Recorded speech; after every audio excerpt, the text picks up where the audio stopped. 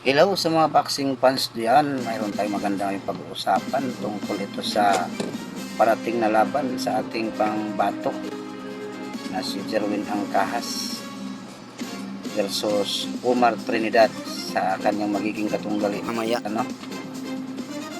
Siguro pagsama-samahin na natin itong prediction or opinion kasi hindi naman talaga tayo analysis sa boxing, tayo ay fans lamang mga kaibigan.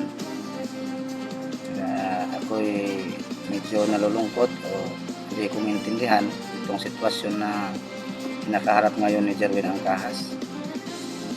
Nakita o alam naman siguro niya kung ano ang galawan nito magiging katunggali niya bukas.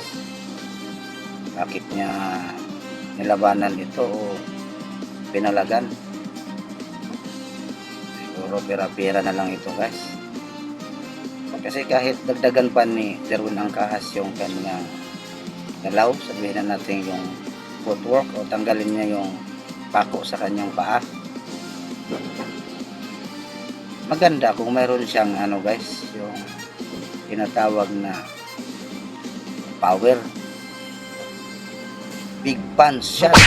Ayun, panalo siya dyan pagka mayroon siya dyan. Pero kung wala siya dyan, tapos footwork lang yung pagaganahin niya, palagay ko dito, guys, tatalunin talaga siya kasi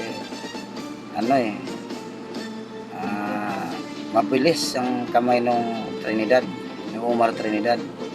Kung abot ito sa desisyon, talagang tatalunin siya dito. Maganda sana kung mayroon siyang power punch, panalo siya kung mayroon siyang ganon. Okay guys, yan lang ang aking masasabi. Kayo, kung mayroon kayong masasabi, mag-comment lang kayo dyan sa comment section, at yan ay ating babalikan para mayroon tayong mapag-usapan sa sunod nating upload ng mga video. Babu!